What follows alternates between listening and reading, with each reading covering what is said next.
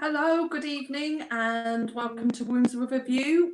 We've got our regular panel, and tonight we've got some special guests. We've got Lisa Kiao from, you were a law student, weren't you, at what university? Abertay University. Yeah, and then held under investigation for saying women have vaginas.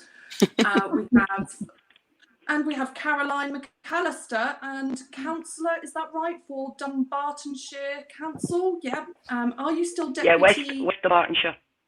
West Dunbartonshire. No. You're not deputy leader. Sorry, I wanted to get the introductions right, and then I'm thinking, oh my God, what am I going to say? We don't know enough down here, so that's why you're here tonight, Caroline, to come and tell us what's happening in Scotland. So, please, we're going to start with you. Tell us what's going on. Where to begin? Well, there's so much happening. We've had in terms of legislation, we had last year the 50-50 Gender Representation on Public Boards Act, where the Scottish Government redefined the definition of women to include males. And that's caused a lot of problems for women. Scotland have challenged it. They lost the original challenge, but they've gone to appeal. We've also had the hate crime bill, which is just a terrible piece of legislation. And what's interesting about that is that women are not protected under the hate crime bill, but cross-dressers are. So, for example, if my partner and I were going to, say, for example, see the Rocky Horror Show, and we were dressed identically, and we got attacked, he would have more protections under the law than I would. They said that what they were going to do was create a misogyny group who would look at look to see if misogyny should be added to the hate crime bill, but we don't have an awful lot of faith in that group, because the group that actually represents women for Women Scotland aren't included in that working group. So a lot of women are really quite cynical about it, and I think rightly so, because we also have the Gender Recognition Reform Act coming forward, which it was in the 2016 manifesto. Well, there was 2 lines. Nobody knew what it meant. They just talked about Gender Recognition Act review. And they had consultation, I think it was 2019, and gave a firm commitment to release the results of that consultation. And in the last couple of weeks, we've been told that they will not be releasing the outcomes of that consultation, because there was a big campaign from Murray, Blackburn and McKinsey, who are a policy group, and for Women Scotland, encouraging women to complete the consultation. And I don't think the Scottish Government liked the responses. So the SNP government are very good at throwing out sound bites like, transparency, but their actions sadly don't match the rhetoric. So we've got a lot going on in Scotland, and of course we've all seen what's happened to Marion Miller, and that's before the hate crime bill has come into actual force. So yeah, that's kind of in a nutshell where we're at. You were part of the SNP, weren't you? And you've left to go to Alba, and that's right. So do you feel that Alba is do they have the pledge? I know that the SNP is supposed to have this sex pledge that women started. Do the Alba party have the same sort of thing? Have you started that? No, we don't have an Alba Women's Party pledge, but we have a very clear equalities policy and a very clear women's policy where we are protecting women's rights, and we're not sort of, from language to single-sex spaces. Like, one of the things that's going on in Scotland is that women's services, exclusive women's services like Women's Aid, are being forced to operate within a gender-neutral framework. And we know what that means. I've worked in mental health for 30 years, and way back when I was doing my training, it was established practice to have same-sex practitioners under a gender-neutral framework. That doesn't have to be the case. And indeed, we had the Forensic Service Medical Bill where there was the committee worked with a group of survivors of male sexual violence, and they said we really need same-sex practitioners. But by the time it got to the chamber in Holyrood, it had been changed to same-gender practitioners. So we had this campaign called 6 Words, and because we were in lockdown, it was all online, and it was very unclear how the SNP were going to vote on that. And then word came out the morning of the hearing of the bill that they were going to vote in favour of same-sex practitioner. But I think that was a result of the campaign. And I did hear of that the SNP parliamentary group were threatening a mutiny if they were whipped for same-sex gender, for same-gender examiners rather than same-sex examiners. So yeah, we're feeling very much that we need to be really on the ball, because we're told one thing and then something else happens. There's a lot of distrust, unfortunately, because so much of this happened by stealth. You know, it was happening under the radar, and thankfully, and thanks to Joan McAlpin, who has been treated abominably, she first raised it for Women Scotland, then amplified a lot of what was going on, and that engaged an awful lot of women in Scotland who just could not believe it when we were talking to women about what was going on, and no way. And then they went off and they did their own reading and their own research, and they're just outraged by the erasure, basically, of women. You know, we're not even that so much so that we're being denied our own language to describe ourselves, describe our issues. So if we can't use sex, how can we discuss sexism? How do we identify it? How do we then allocate resources to address it, etc.? So erasing women as a political sex class is just no way. It's a step too far. And as Marion Miller said, this is the hill that many of us are prepared to die on.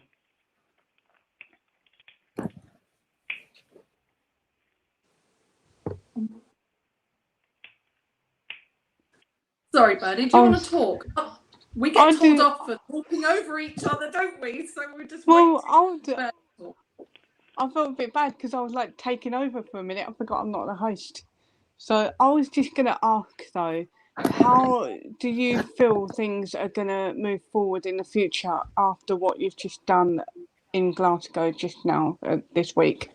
Do you think more people will be encouraged to come out and show their face and support women like Marion? Yeah, I do. There's a lot of women in Scotland for fear of repercussion, whether that be because of their employment or, like Lisa, you know, going through her degree and what she faced. Women are scared, you know, and you just need to look at Joanna Cherry and the horrendous threats that she's been subjected to, and some of them, you know, death threats that are viable, that the police felt so strongly about it that they gave her a police escort to carry out her duties in her constituency. And when someone as high profile as Joanna Cherry is not protected by her party, then that just sends a fear throughout the whole of society. But because women are connecting, they're becoming a bit more brave. There's been lots of different little campaigns. The Soul Sisters, where they had a fantastic campaign leading up to the Scottish elections in May this year, where they gathered about, I think, 100 pairs of shoes, and they tied suffragette ribbons to it, and they placed them outside Parliament as though they were walking away from the Parliament. And it was, if you don't respect RX, don't expect RX on the ballot paper. So there's lots of different things happening. Women are connecting, women are engaging, women are becoming more brave, because we know what the implications of this are. You know, it's frightening on so many levels. Do you think that the SNP will release the figures, the answers to their consultation? Because it said it's twice now that they've not released the figures. Do you think that they'll just ask for another one, a third one, like Brexit or the referendum? Mm-hmm. I don't think there'll be another consultation, because more and more people are becoming engaged, they're becoming aware of what's going on, we're becoming better organised.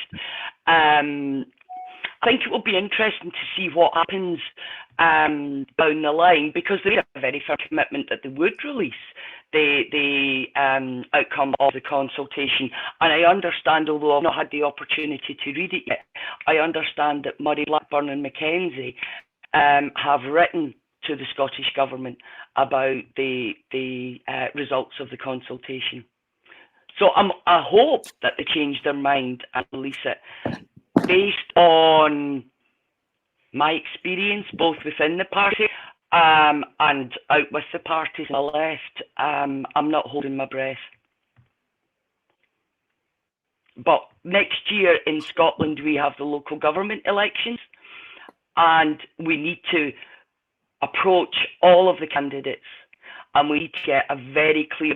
Denise Finlay raised it in her speech on Tuesday, and we need to get a very, very clear commitment from candidates, you know, that they understand what women is and they understand what our rights are, and that they will protect them. Because an awful lot of councillors don't know what's going on. We got presented with the an LGBT policy a couple of years ago, and because I was involved in all of this, I scrutinised the policy, and it was a dinner, and it was utterly ridiculous. And Gillian Somerville, who was the Cabinet Minister then for Older People and Equalities, in June 19 had to stand up in the Scottish Parliament and admit that it was an unlawful policy, and it disproportionately impacted girls and young women, and that they would be withdrawing it, and they would be reissuing legitimate policy by December 2019, and they haven't done that. So that we know that there are local authorities that have implemented that policy. We're one of the local authorities that didn't implement it, and I put forward a motion saying that we shouldn't implement this, and detailed why, and we will implement. Well, we will look at. I won't now, because I'm no longer part of the administration, but I will be there if that comes out between now and May, scrutinising it and challenging anything that's not on it. But not only that, I will be using my extensive network now throughout Scotland to be alerting women of what it entails. That's if we get a policy. Yeah, I was going to ask, so sorry, these elections you're saying, are these local elections? Yeah, council elections. Yeah. Okay. So do you really think that these local councillors aren't aware? Because I know a lot of us are told to write to our MPs, etc., which we do, and a lot of us are ignored by them because, you know, they don't agree. So do you really think it's them, or are you sorry, and also before I forget, are you also organising groups of women to let the local population know what's going on? Yeah. Oh, we've social media has been built in enabling us to inform ourselves and to make connections, but we need to. It's time to take it now onto the streets. I had worked with a group from Glasgow, and we had done a day in my local area talking to women and men, and nobody seemed to know anything about it. And then, of course, we had COVID and we had lockdown, and that stopped all of that. But it's time to get back out on the streets. And regarding the local councillors, I don't believe many of them know what's going on. Our group only knew what was going on because I had immersed myself in this you know, I was horrified when I first started to see what was going on. And I spent an awful lot of time reading, speaking to people, not just women, but trans people as well. Because one of the things that made me, oh, there's something really dodgy here, was I had seen on social media trans women who did not support FID being abused, something horrible. You know, it was awful and vile what they were being subjected to, and I thought, this is not about trans rights. And the more that I became aware, the more I realised it's more akin to men's rights activism than trans rights. Yeah. And I also know from speaking to my group that a lot of them didn't know what was going on, and they certainly didn't understand the implications. And although it's central government that come up with these policies, it's local government that implements them. Oh, okay. Yeah. Oh, interesting. Yeah. So it is really important for people to get engaged with their local councillors now, so that when it comes to the campaign and when they come to stand again next year, that one, they're familiar with issues and the implications, and they know exactly how women are feeling.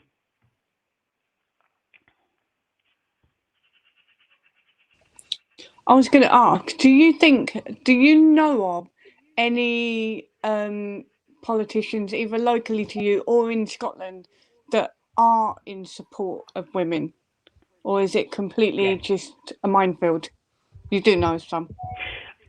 I know a number of people, both at councillor level and in parliamentarians within the SNP as well, who do, but unfortunately, those that have stuck their head above the parapet there's been serious ramifications.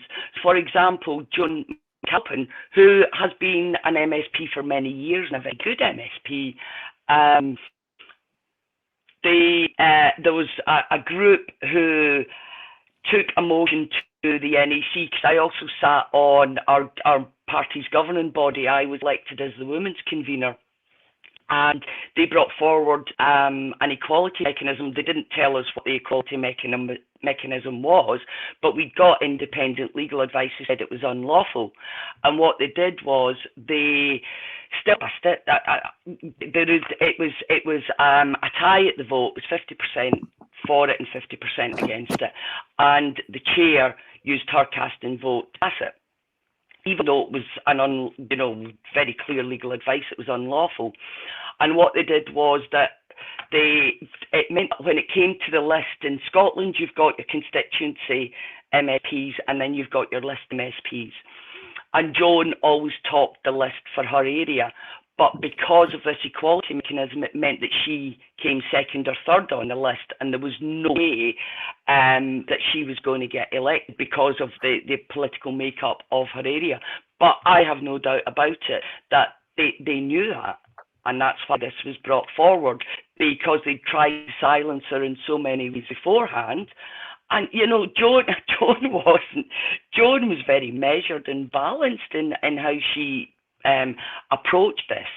And to give her great credit, she stood up against her party, or the party whip, at the hate crime bill, and she spoke passionately to a number of the amendments, and she abstained from the vote.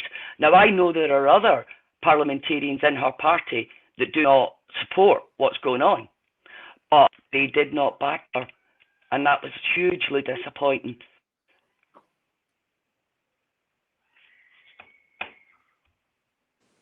Yeah, very disappointing and heartbreaking, I would say, for a lot of women. Yeah. He was a strong voice in our parliament. And Joanna Cherry-O'Lowe's in the same party. She's in Westminster.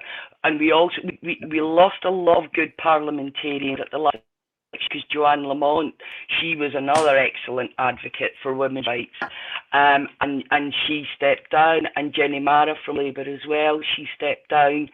So that's a big blow for us, because we don't feel that we are represented in the Scottish Parliament. I was going to ask about that actually. Sorry, Chinzia, I'm butting in again. But I was going to ask, so what is the atmosphere like in Scotland in terms of the general public? How do you think, obviously you're not a mind reader, but how do you think people are feeling about this? Do you think that they know what's going on? Do you think they're aware but they're scared? I know you said a lot of women are scared, but do you think that is true for women and men in Scotland, or do you think that it's just the women that are more clued up, that know what's going on, that can see this for what it is? No, I think we've got. Well, I don't think. I know that we have a lot of male support. I know when I presented our draft policy, our draft qualities and women's policy to the group after I joined ALBA, there were a number of men at that meeting that got it. They knew about it and they were outraged by it. And there's a lot of ordinary men out there that are supportive of us, but they don't get the same abuse that women get. And I think that there are a lot of women out there that are afraid, because there are real implications for women. You know, I mentioned Murray, Blackburn and Mackenzie, the policy development group, and Lisa Mackenzie. She started to do this work. She had an interview with a magazine, Holyrood Mandate. It's called the Holyrood magazine. Mando, she's on Twitter. I don't know if anybody knows of her, but she did it. She gave an interview, and she was doing some consultancy work or part-time work at the time for the Midwifery Council, and she was up front and told them that she was doing all of this work. And she was targeted as well, and she was investigated, and like Lisa, you know, the complaints were not upheld, but I think it was Lisa on the show tonight and Lisa Mackenzie both have said the process is the punishment, because it must be torture to go through that. And it's the same with the hate crime bill. You know, Humza Yusuf, he was the Justice Cabinet Secretary at the time, and he said, oh no, there won't be malicious prosecutions because the judge will throw them out.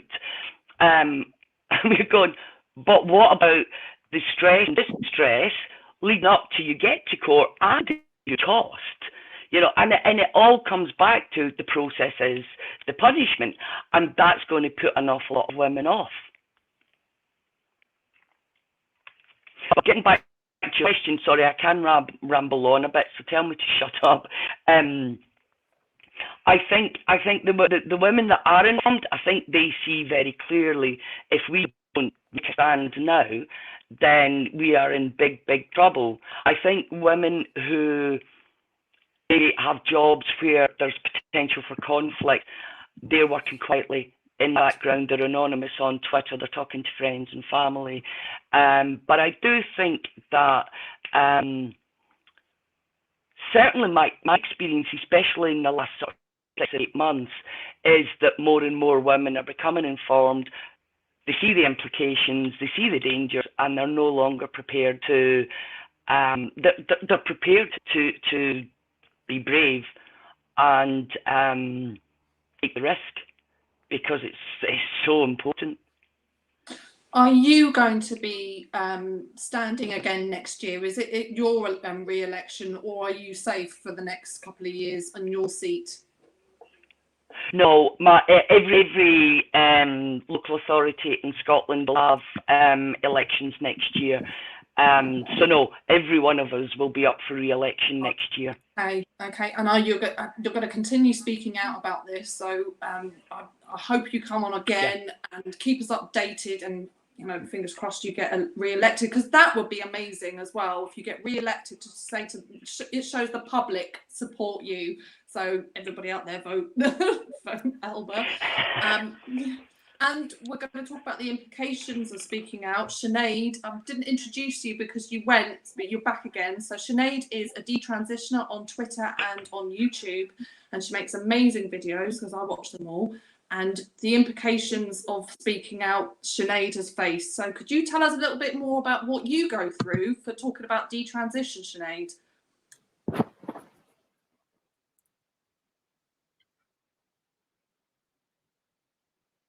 Yeah, my internet connection is absolutely terrible right now. Can you all hear me? Yes, we can. We can hear you. And I don't think you can. Oh, Jesus. No, we can. We can actually hear you. We can hear you. We can hear you, Sinead. I do apologise. There's a delay if when I speak. Oh, okay. There's.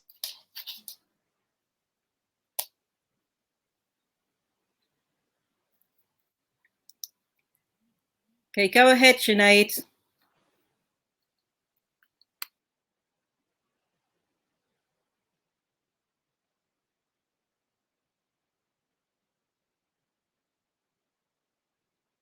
No, I think we're having trouble. She's having real trouble tonight, isn't she?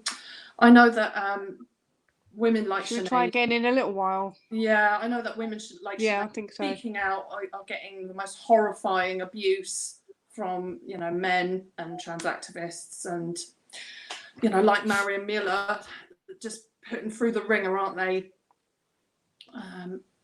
So I've actually been like, sorry, I'm going to butt in. I've been like genuinely scared about Scotland. Like the more I find out about what's going on with the hate speech laws, and I know we've got that going on down here as well a bit, but I've been actually frightened about Scotland. And when Marion Miller put up that post saying that she's been approached by the police, I was like, I felt a knot in my stomach. I was like, oh my God. It's actually happening. This is the point where a woman actually goes to prison for this. This is what's happening. And then when she said she was sticking up for herself and she was fighting for herself, I kind of just went, yeah, like when blokes are watching football, because we don't watch football because we're women, went, yeah, like that. And I was so glad that she's standing up to it, because this is going to be massive. And when she said on Twitter that she's had like 2 million impressions on her post, I just knew straight then this was going to be the thing that cracks a lot of this open, especially in Scotland. And obviously we're paying attention down here as well, and we're rooting for you. I'm like really glad. Like, it's unfortunate what's happening to Marion. It's not unfortunate, it's disgusting. But what was the support I'm really like happy from, that she's the sorry, I can say I'm really happy that she's the way she is and she's sticking up for herself. what was the support like on Tuesday from passers-by? Because obviously it was a big gathering. There was about 300 of you. What were the passers-by saying? A lot of them were asking what was it about, and so people were chatting to them, and in the pub afterwards, people were chatting, and people were asking about the t-shirts and stuff like that, and they were shocked. A lot of them didn't know. Some of them knew little bits, but this is multi-layered and it's quite complex, because people don't understand that we're not talking about people with dysphoria. We're talking about anybody who decides that they're trans to gain access, and I'm not saying, and I definitely am not saying trans people are a risk. I'm not at all. What I'm saying is that self-ID creates a loophole where abusive men can exploit. And we know that abusive men will exploit whatever they can to access women or children.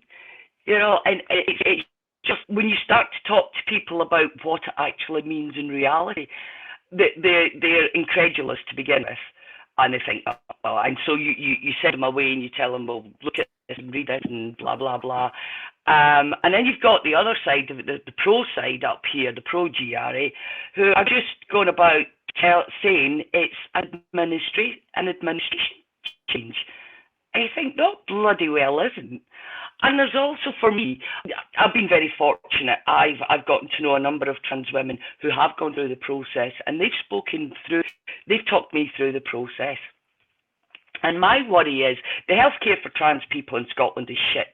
Now, if the Scottish Government were really if they walked the walk and they were really wanted to improve trans people's life, they would invest in healthcare.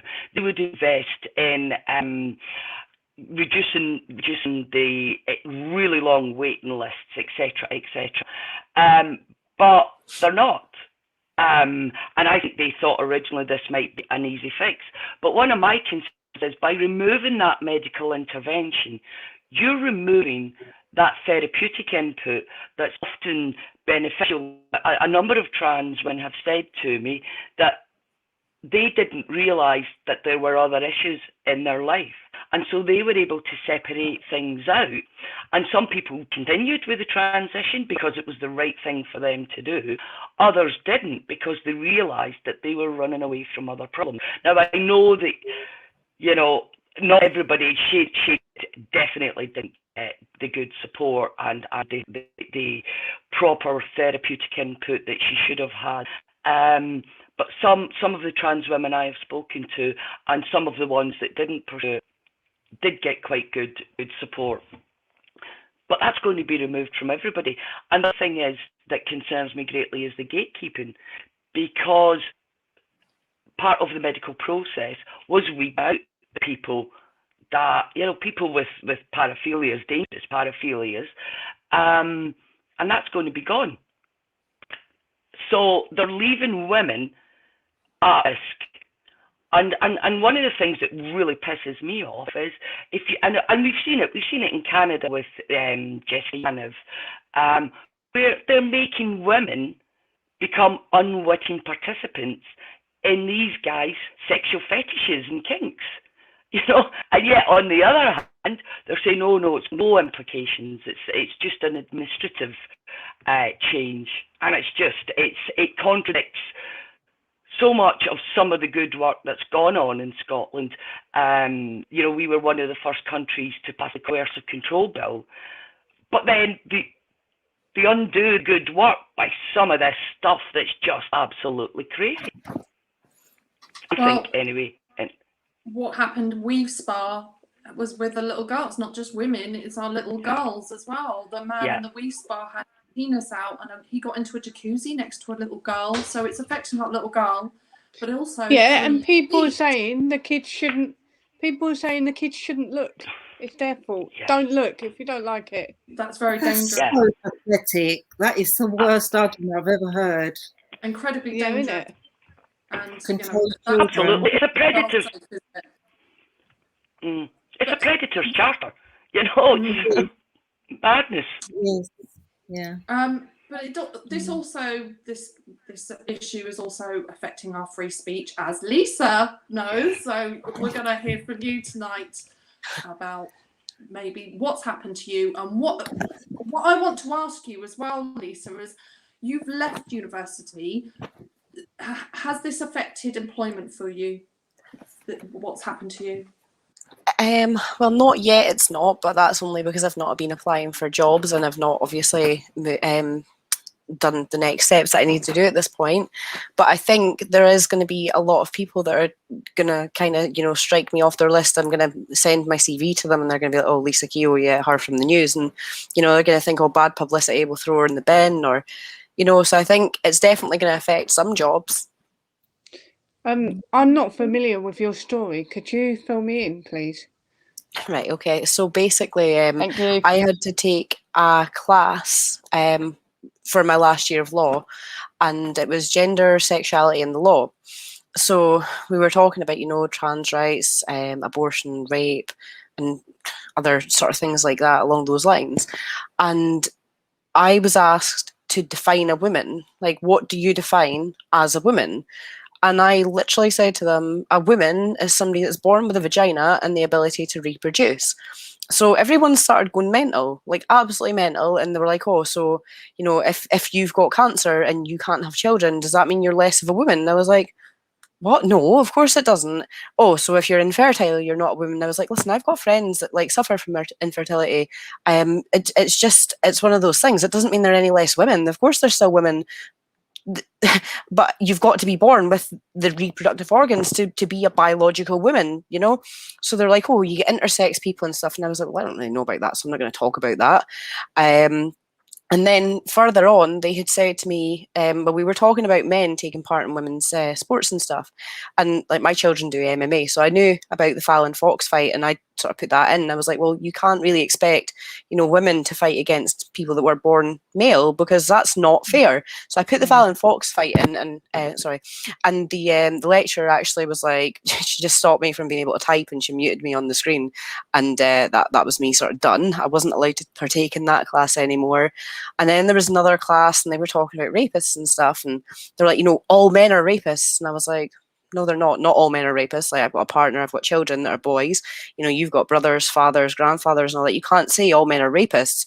And they all like started laughing at me, and they're like, yes, they are, yes, they are. And they were all getting really excited. And I'm like, you know, what the fuck have I stepped into here? So that pretty much kind of sums it up. I just sort of was flung into this sort of, you know, pool of craziness. And I genuinely, at the time, I didn't understand where it was all coming from, because I didn't really know about any of this. Now that it's happened to me and I've went through the investigation, I now know a lot more than what I started knowing. I still don't know a lot, but I didn't know about any of this sort of, you know, gender dysphoria stuff. I knew that you got transgender people. I thought they were very few and far between, but I didn't know like all of this stuff. So this has really opened my eyes, and I started going around opening lots of other people's eyes. And I find that dads are, you know, when you speak to dads that have got especially daughters, and you tell them about this, they're like, well, what can we do? So yeah, the support here has been quite good that way. I can't believe that you were told that all men are raping, but they can't say who. That's absolutely mental. I've seen that Men are before. raping. You're not allowed to say that, but you can come up No. with that's gobbledygook. We all know not all men rape. We know that. Yeah. I've seen that before. I've seen people say all men are rapists, but trans women never rape. That's what they said to me, because I had brought up Really? Karen White, and I said, you know, Karen White, I did a presentation on her as well, actually, and I had mentioned Karen White and said, you know, Karen White is a man. Karen White's got a penis, and Karen White can rape and has raped. And they're like, oh no, you don't understand. It's just men that are rapists. And I'm like, but Karen White's got a penis, so Karen White's a man. And they're like, oh no, transgender people don't rape. That's not what they do. They're different. And I'm like, oh, right, okay. Oh, wow. That is absolutely mental. That is mental. I can't believe it. I don't know if you saw me. I was going, I was like, what are you telling me? But I No, it was shouldn't crazy. be surprised, because I've experienced this, we've all experienced this, and I've heard this a million times, and I still go every time. So it's absolutely crazy. So what's happened since then? Well, see, that's the thing. See, if somebody told me what I just told you, I'd be like, shut up, there's got to be more to it. You just don't believe it. But since then, I went through a 2-month investigation at uni. I was doing a presentation for my finals. I was doing a couple of essays. I was doing a dissertation. I had exams.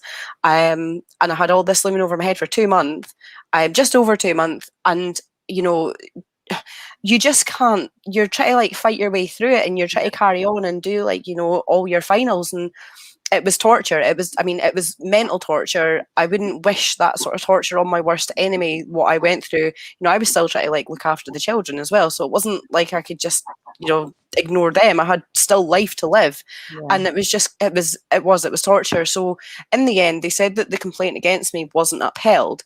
But they sort of twisted the narrative. What was the complaint? What was the complaint against you? What was you being investigated for officially? Oh, I was accused of making inappropriate comments. What, like all men rape? Oh no, that's okay. You're allowed to say that apparently. And you can't say what a woman is, and you can't say who they're raping. It's so weird. We live in a topsy-turvy world. Lisa, Absolutely winds me up. I ask you, were they young? I don't want to whip young people's heads. Were they the daft, you know, youngsters? Because you're a mature student, right? Yeah, I'm a mature student. I'm 29. So the girl who incited the sort of witch hunt, obviously looking at the evidence, I know there was multiple. The girl that incited the witch hunt was a bit younger. One of them really surprised me. She was the same age as me, with children. And, you know, she really sort of stuck the knife in as well. But yeah, I think the majority who reported me they weren't young. They were like, you know, 23, 24. So old enough to know better, really.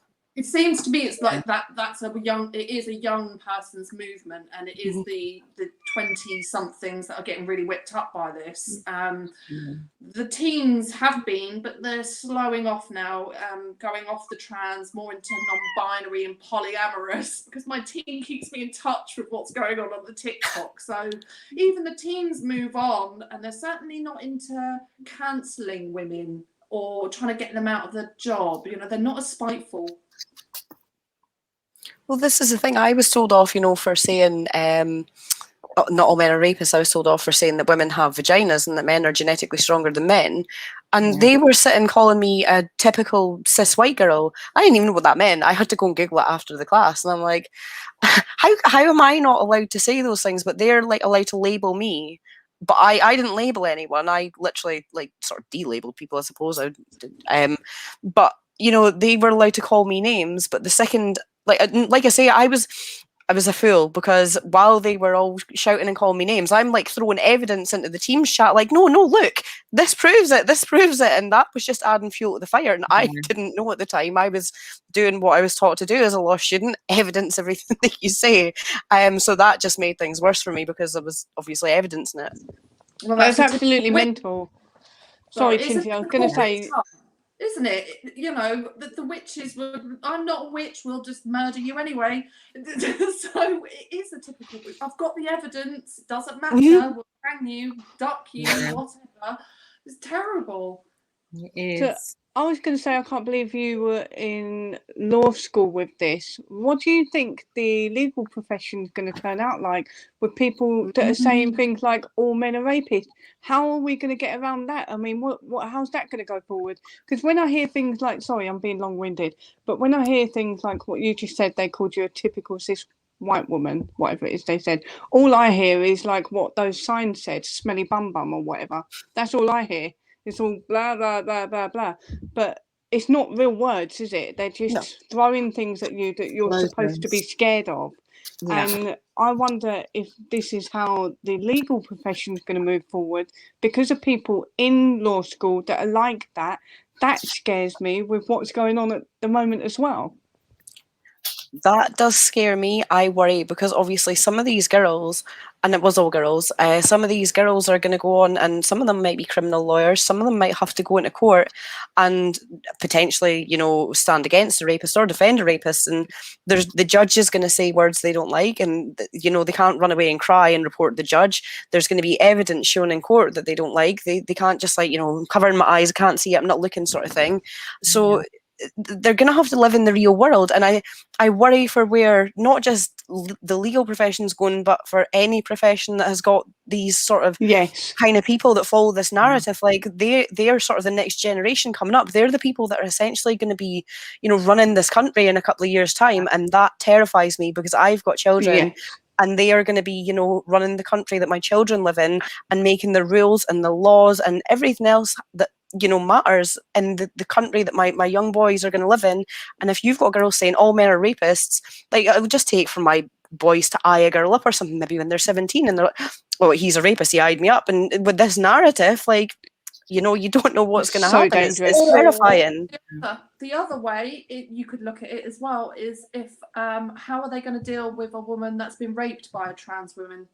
How are they going to speak? They're not. They're going to say. They're going to say to the judge, "You're just being a typical cis white man," and I wouldn't want somebody like that representing me. Somebody is just going to be like that. No way. Yeah. I just wonder how cruel they were cruel to you, Lisa. How are they going to deal with women that have been raped? And we know that isn't it more trans women have murdered women than they have been murdered, and no women have murdered trans women. Yep. You've spoken for the Free Speech Union. Do you do work for them? They're excellent. No, I don't work for them. You should get in touch with them. You know what I mean. Like, speak for you should talk to them. Are you involved with them? Yeah, I've done a little bit of speaking at one of their meetings, which I really enjoyed doing. But I think I can't thank them enough, because had it not been for them, like, looking after me with all this uni stuff, I truly believe the uni would have, like, crucified me. Like, I had a friend that was saying, you know, just apologise, just, you know, it was a little bit offensive, just apologise and it'll go away. And I'm like, excuse me, even my partner was like, what was offensive about what she said? Like, what was offensive? And she's like, oh, well, you know, and she couldn't say what was offensive because she didn't know. But yeah, I think it's scary. The Free Speech Union really had my back, and I think had I not gone public, I definitely would have lost my degree. I think the only reason I didn't was because I stood up, and even standing up I was terrified, because I thought, this is going to really, like, upset them, this is going to make them even more angry against me. And I thought, like, they're going to take it, they're definitely going to take it, and they'd sort of alluded that they were going to anyway. So it was, it was scary. It was really scary standing up, and obviously I didn't have social media or anything at the time, so I didn't know what was going on. And I thought, people are just going to be out there saying, "Oh well, she must have done more. She must have done more." When genuinely I didn't. Like all I did was literally state biological facts. So it was scary, especially sort of sitting there not knowing what was going on in the background. So yeah. So how was personal support, family and friends wise? Well, I've got my partner. He was great. He was an absolute like wonder for me. He stood there and like I was like being really horrible to him and stuff, and I was just stressed out all the time, and I was taking it out on him. I don't actually have any family. My family are also passed away and things. And I've got like two of my best friends were there, and I was like, shouting down the phone at them, and but I can't believe this is going to happen. Like I've put in all this energy, I've put in all this work. I can't believe this is going to happen. So yeah, I had, like I say, I had like two very close friends and my partner. They were great. There for me as well. Lisa, it sounds like you've been through a lot of shit, and I really relate to some of what you're saying, but like I can't talk about my stuff right now. But here's the thing. I was going to ask if you've got tips for anybody else that is going through something like this that hasn't spoken up and got support yet. What can they do to protect themselves and help themselves mentally to go through, for example, like what you went through at uni, being investigated and things like that? Like what would you recommend? See, for me, I just kept talking about it. Obviously, I did speak up, and I made sure I spoke about it, and I made sure. I know it sounds silly, sorry, but I went and I was speaking to other parents about it. And, I was educating people. I wanted to get my side of the story out there as well, because I thought, the media might twist it. But I think the best thing you can do is go and inform people. The more people that know this is going on, like, the better. Like, the people that I told about it, they had no idea. Like, I've been around, like, local shops and things like that. And I speak to everybody. I'm quite a social person. And, I told all them what was happening. They're like, I can't believe this kind of stuff happens. And, they really sort of took an interest. And I think, yeah, anybody that's going through this, like, really just speak about it. Like, even if it's just to, like, your mum, your dad, or your partner, or whatever, but speak about it and get it out there. Because I think, like I say, the more people that know that these things happen and it's not just fallacy, because I genuinely did not know this happened. If somebody had said to me, oh, I said women have got vaginas and I'm getting investigated, I really would have just laughed at them. I'd have thought they were full of it. So get the message out there and speak about it. Just that's kind of probably my advice, just speak about it. I love it, because basically what I'm hearing from you is if they're trying to silence you, shout louder. Yeah, pretty much. Yeah.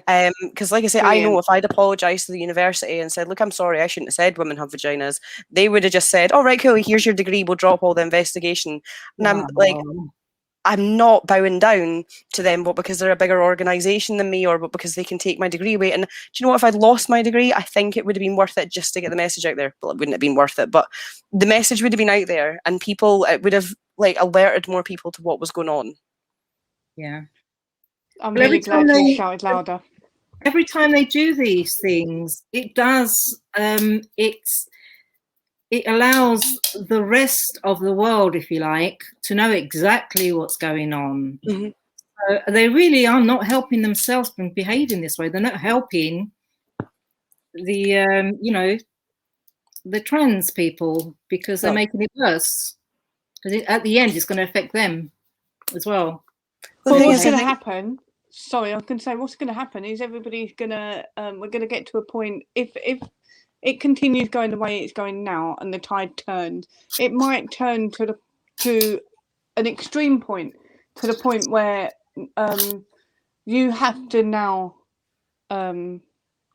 abide by rules, but on the other side. Does that make sense? So you now can't say that I'm a man who wants to wear a dress, because that's not allowed anymore. That could potentially happen in the future, but there is no trans either. You've got no choice. Does that make sense? I don't know where I'm going with that.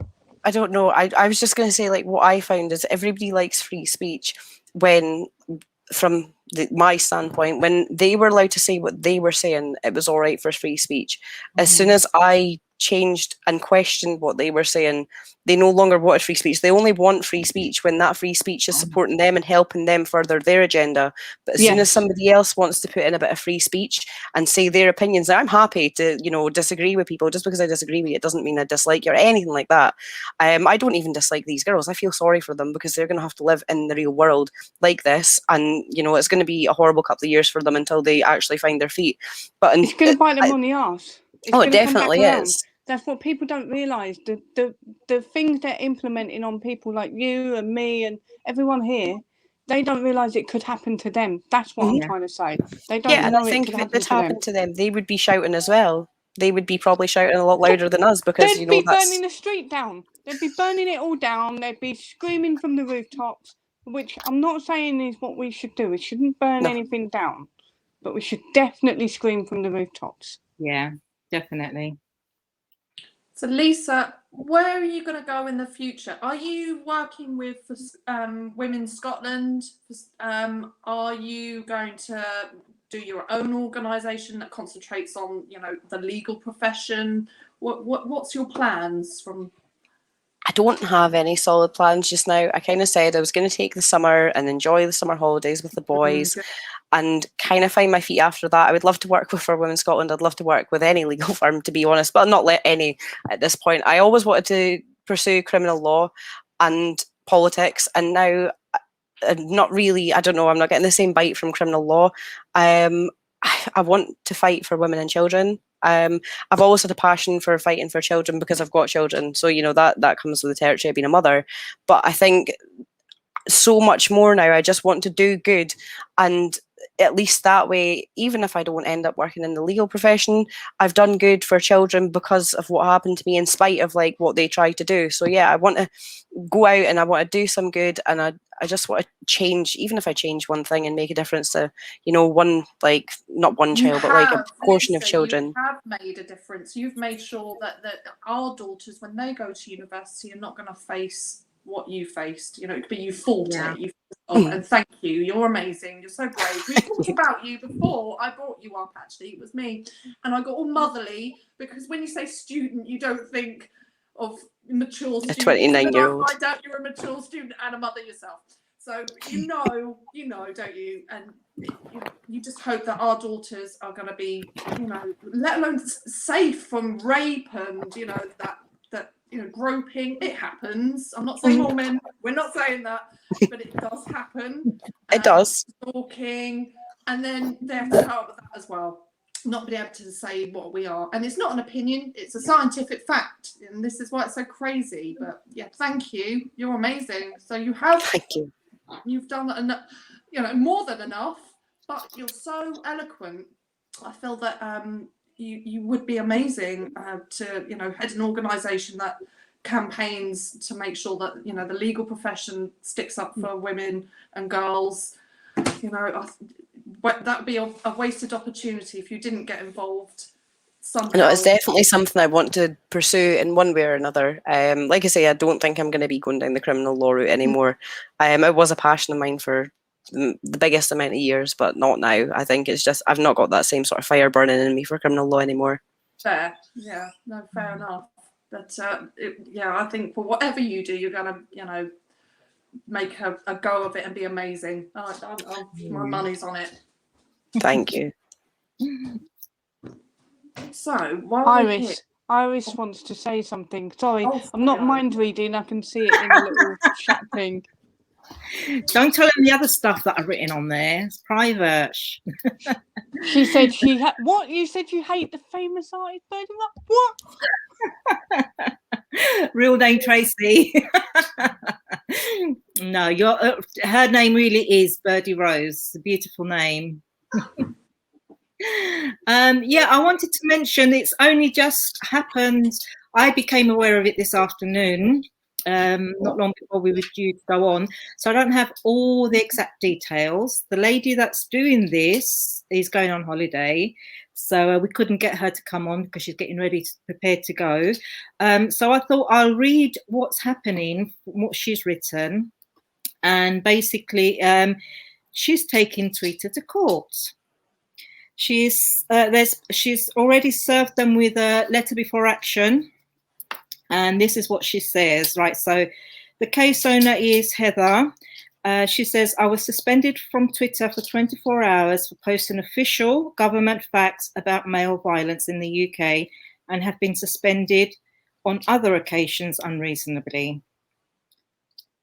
Right, so, and then she says, my name is Heather Finley. I've long been concerned about the number of women who have been suspended by Twitter for factual tweets that supported science and biology and women's human rights. I know this concern is widely shared by many women. Well, it is, isn't it? It's happening all the time. Many have expressed their desire for legal action to assert our rights. I am now raising funds to do this. And then I will take you to the gist of it all, right? Call to action. She's raising 17,000, roughly 17,500 to pay for legal representation and advice for the initial phase of legal proceedings against Twitter. This covers initial legal advice plus the pre-action letter sent to Twitter, plus any follow-up work in regards to Twitter's response. We are trying to achieve, we want Twitter to change their policies and actions, restore the Twitter accounts of those wrongly and permanently suspended, publicly apologize for their actions. Wow, that would be a big ask, a big thing. Publicly acknowledge that they have discriminated against me and others. Review the way enforcement decisions are made based on Twitter's abuse or harassment and hateful conduct policies. Ensure that those expressing their protected gender-critical beliefs in a factual, non-discriminatory manner are no longer wrongly suspended. Twitter has been restricting free speech unreasonably. They have suspended temporarily or permanently large numbers in the UK for simply expressing their belief in biology, science, and women's human rights. Twitter has generated a chilling factor whereby people feel that they cannot express themselves for fear of suspicion. It's true. I police what I say on Twitter to make, because just mentioning the word man or male, if enough people report you, can get you suspended. I write bloke. I say bloke instead. But it is a form of self-censorship, though, isn't it? Changing the word. Definitely. We want gender-critical women and men to be able to speak freely on Twitter. We want Twitter to stop discriminating against its UK service users on the grounds of belief discrimination, or on the grounds of belief discrimination, or on the grounds of indirect sex discrimination. The pre-action letter was sent to Twitter on Tuesday, 20th of July, 2021. So she's launched a crowdfunder. She's hoping that women can support her in that. I don't, if you have any other questions, feel free. I have put the crowdfunder up on my Twitter page. So I'm Ecuadorian Mum, if you want to have a look. And any questions you might have, then I'll pass them on to, actually, she's actually got a Twitter account, sorry. Let me give you her Twitter account, because she's not hiding this. She's actually coming forward and identifying herself. So her Twitter account is @LuxuryMoon, capital L, capital M, and she has Heather Finley as her on there as well.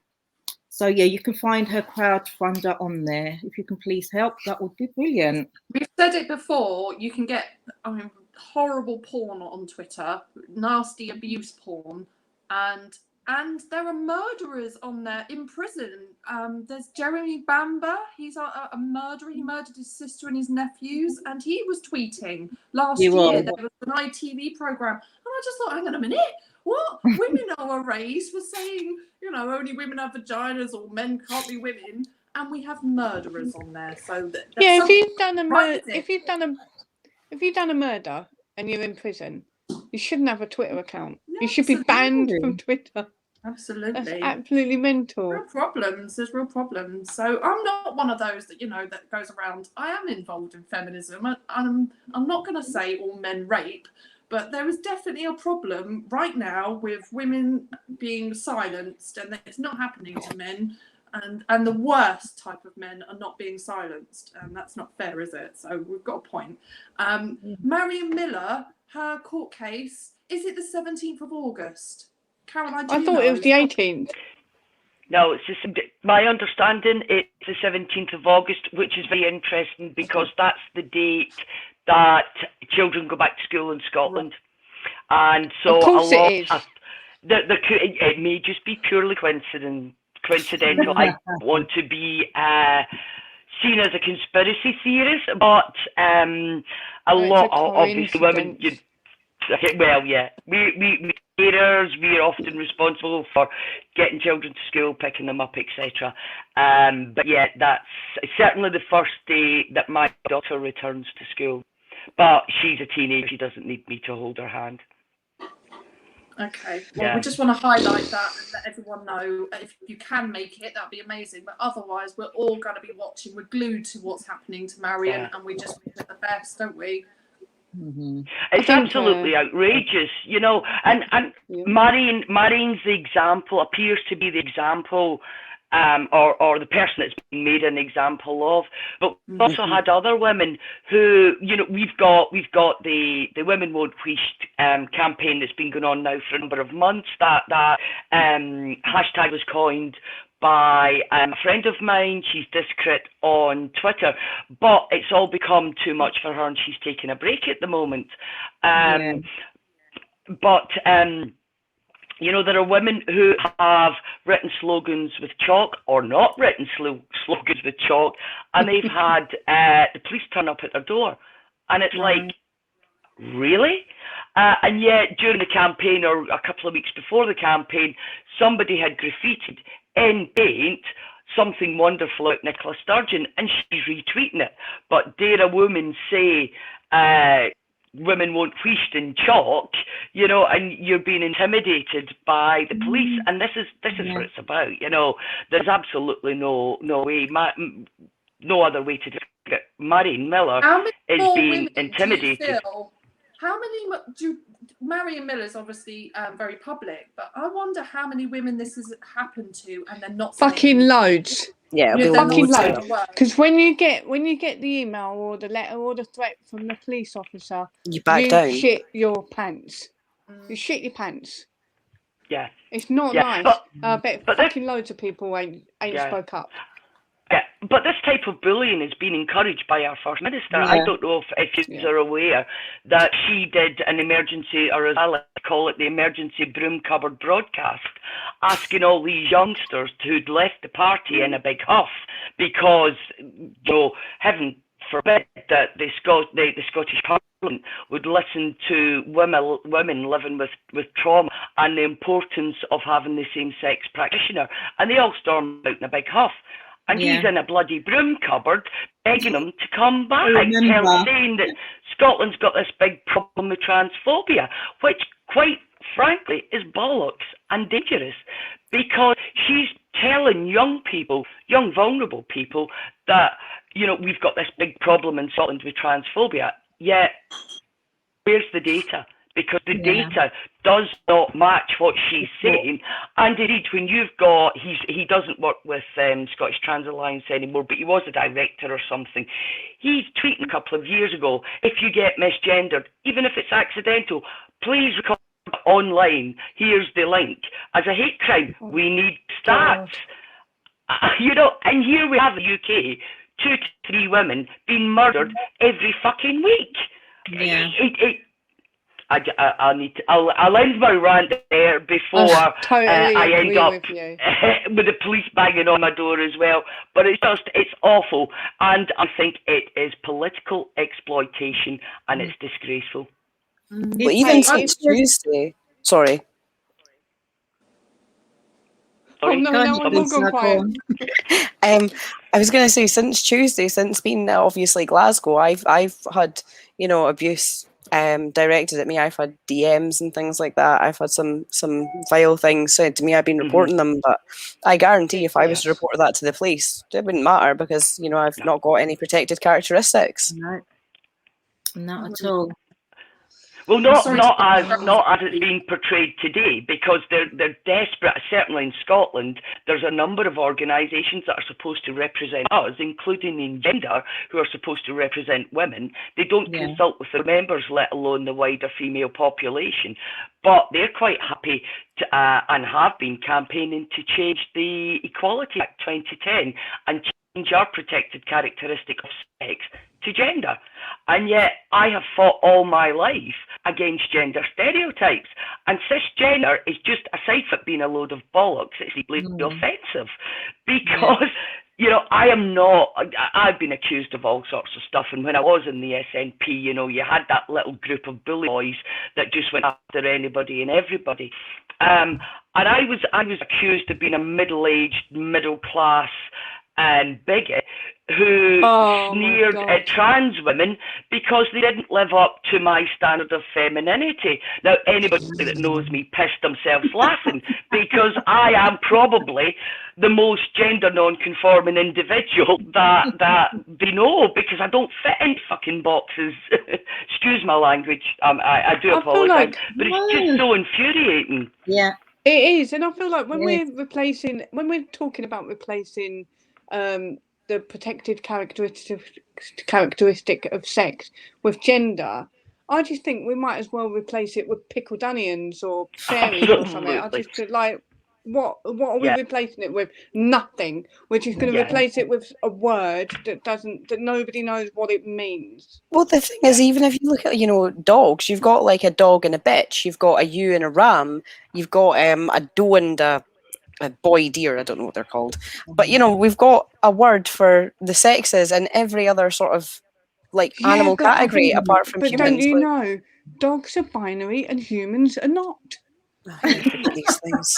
And yet, for all of that, it's only bloody women that have 9 months of gestating babies, you know, and then have all the implications of that and all the disadvantages that our patriarchal society has built over generations.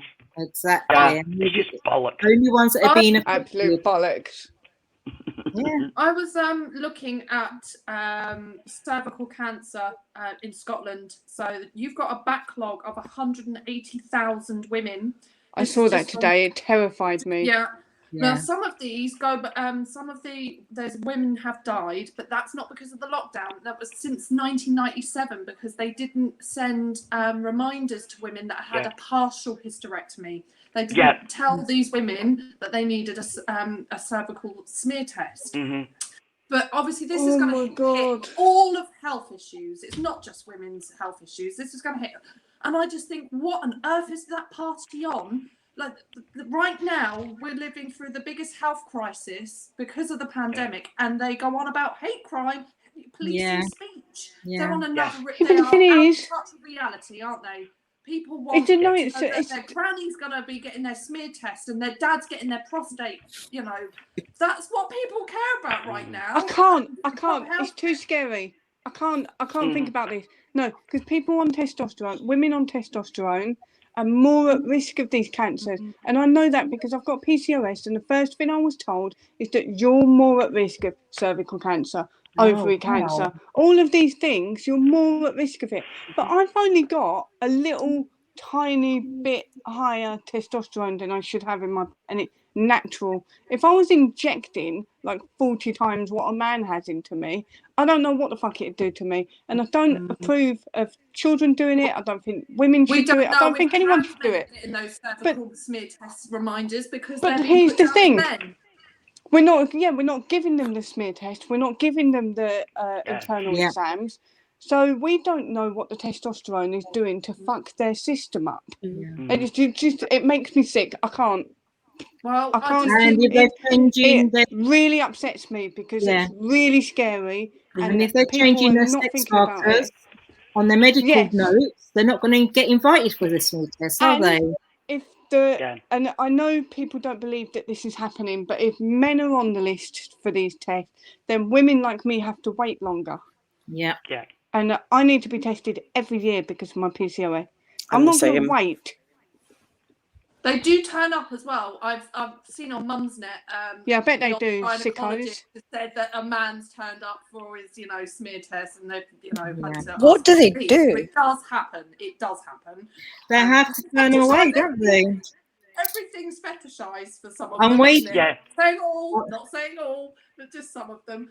But yeah, I just think if a party that's what a party wants to do, is police speech and go ahead with policing women when just during the pandemic our health system is virtually collapsing, then they have lost touch with the people and reality. I'm very Not only that, very not only that, absolutely, June, because we have problems in Scotland with domestic violence, and it I was went about through to say the roof that. during lockdown. Mhm. I work closely. We have two domestic violence women's aid refugees in my area, and I work closely with them.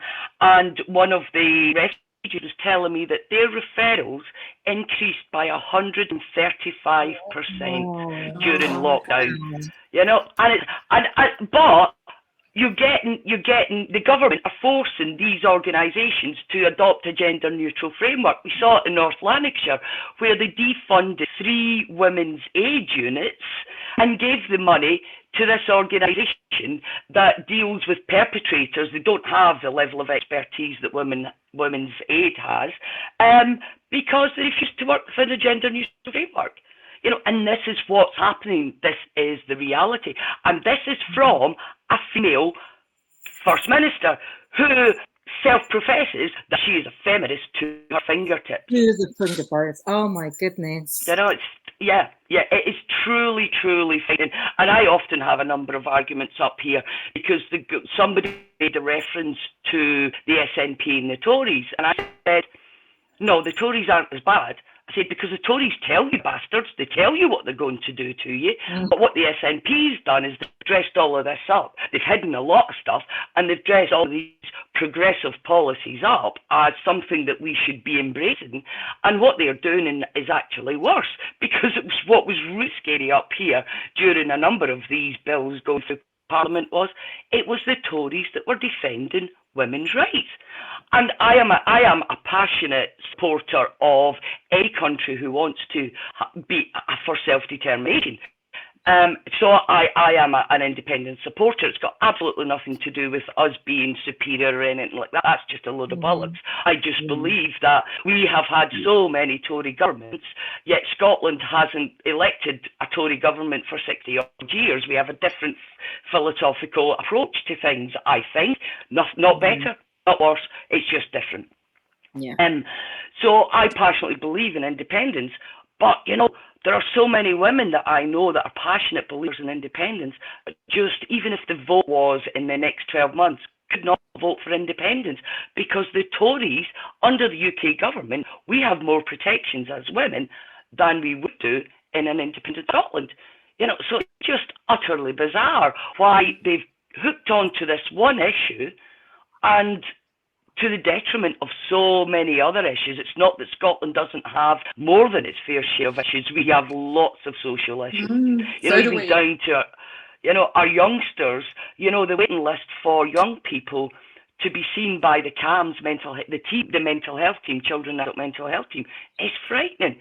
Now, instead of spending money on this nonsense, because they do get an awful lot of money to Scottish Trans Alliance, to Stonewall, etc., where's the additional money for these services where there is the demand outstrips, what's available, the demand is so great that young people and children are left languishing on waiting lists for years. I feel like this might be one of those issues where a lot of the money is going into issues that like luxury issues. Like if you're spending money on Stonewall to talk about diversity, that's a luxury. That money could go into, I don't know, helping some areas that are really poverty stricken, and maybe providing a youth centre or mental health centre for the young people that are struggling, rather than giving it to Stonewall to give out some shitty diversity training or whatever bollocks they're spouting. It seems like they're willing to die on a hill that's going to kill them.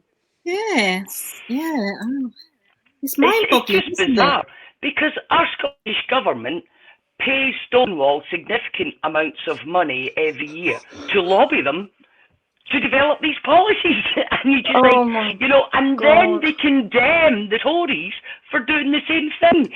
Cronyism and, giving contracts to their mates and all the rest of it. And yet my understanding of a lot of these organisations that the government consult with, and they're a very small, tightly knit group, they all sit in each other's boards. So it's just this tiny little bubble. It's just bizarre. And they're not listening to the wider population. Well, of course they're not, because they're in their little bubble. Yeah. Don't have to, they're in power. We've been lucky because the campaigning has worked and the Conservatives are removing from public bodies Stonewall. So we've got a lot of our public offices. We're so lucky that I can't believe it's happening. Compared to 2 years ago, I can't believe it. It's just, wow, this is actually happening. Chinzia, I'm going to put my tinfoil hat on. Okay. Hang on, give me a moment. I'm waiting It's for on. it. Ready? I think the Conservative government have been on our side all along. They know what reality is. They know what this is about.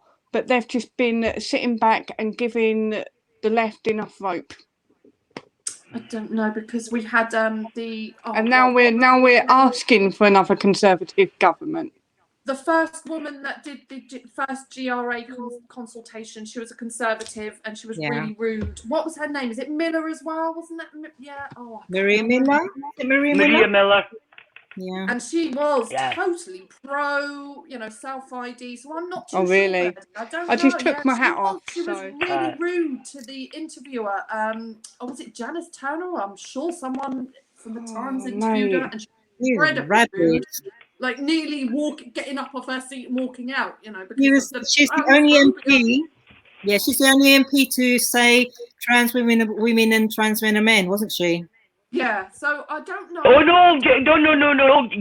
Are you not familiar with some of the SNP MPs? No. Mary Black was the MP that brought the I saw that, the drag queen into read to 5-year-old. Flowjob, who then put a picture of these young children up on his website alongside pictures of porn and all of these other stuff that he does. I remember Flowjob, and on Twitter, all the trans activists were going crazy that we were being mean and kink shaming and all this sort of stuff. Yeah. And I said, they certainly, if you looked at CBeebies actor and their social media, you're not going to find a leather strap on with a ball in his mouth. Mr. Teletubbies, all the actors, Mr. They're not. They're not. No. It's not right. Why are they foisting this on our children? It's disgusting because they don't. On CBeebies or even Nickelodeon, that's just behind the scenes of Nickelodeon. It's full of nonsense. It's full of nonsense. It's true. But so I remember Flowjob, and I remember Mari Black. Didn't she call women cunts? Jeremy Hunt, and it wasn't just. It was women during the six words campaign, the Forensic Services Medical Bill. Women. It was actually heartbreaking. Women who were living with trauma, who had been horrendously abused either through domestic violence or in childhood or raped. They were speaking up on Twitter in the hope that this would make their, parliamentarians stop and think about what they were doing. Yeah. And within my party, and it's not just the SNP, but the Greens have really lost the plot. Patrick Harvey call us, we're funded by we're right-wing extremists, and indeed one of his colleagues who retired effectively called us terrorists for defending, during the hate crime bill, for defending our women defending their rights. But, I've lost the train of my thought now because I can feel my blood pressure getting up. Mary Black. And so this woman had approached her. I don't know if it was through an email or on the street. And she was on this bloke's programme, I think Joe something, and her finishing line was, "Don't be a Jeremy Hunt." Mm. And it was so inappropriate. And then this whole rhetoric, this dialogue narrative started to develop about women weaponising trauma. Well, I was fit to be tied because I'm an independent advocate. My remit is to support vulnerable people to speak up for what they need, what they want, etc., etc. I work with an awful lot of vulnerable women who are adult survivors of childhood abuse and indeed domestic violence and stuff. And so it's my bloody job to speak up for people, you know, and predators absolutely thrive on secrecy. And Yeah. what they were doing was shutting women down by saying you're weaponizing trauma, you're weaponizing abuse, and it was just absolutely crazy. So was it Maria Black that said this? It was Maria Black. She was one of many. But didn't she do a whole speech about all the fucking sexist abuse she was getting? Was she the one that did that? She did a speech about it. So isn't she weaponizing her trauma? I don't know. And what's really, really fascinating, these are all progressive people who are into equalities, and yet Joanna Cherry is their colleague. She's a Westminster MP. And they are can be absolutely vile towards her. Yeah. So and they're silent. God. Yeah. It certainly brings out. I'm a great believer in deeds, deeds not words, absolutely, because talk is cheap, and they've got all the rhetoric, but when it actually comes to supporting women, no. No, they're cold-hearted towards them, and the lack of empathy towards domestic violence victims. We've all seen it on Twitter that we follow plenty of these women that speak out, and then they're just treated like shit. It's disgusting, absolutely disgusting. It really is. I really hope you could come back on, Caroline. Come and have a rant again with us. And Lisa, please. You're so eloquent, both of you. Just this wealth of information. And, because I'm right down at the bottom. So Scotland's quite far away when, Yeah, me too. I'm in Essex. It's filtering down. We know about Marion, but we're not too sure about the politics, and so please come back on. It's been so amazing talking to you, and watching Lisa and what's happened to you both as well, and then to be able to talk to you. Thank you. I'm so grateful. Thank you very much, and thank you for sticking up for us and our girls. You're amazing. Thank you for having us. Yeah. Thanks for getting thanks very much for inviting me. Oh no, thank you. It's been really cool. Really well, it's been hair raising, and I've enjoyed talking to you. Yeah, you're fascinating. Yeah, it's been really good. Oh, and on Chinzia has been replaced by a cat. My cat bum. Bum face, or whatever they called us. Right, okay. I think we're going to leave it there, and so everybody, please like and subscribe, and we shall see you next week. Yeah. Take care. Thank you. See you later. Good to meet you. Thanks very much. Bye. Bye.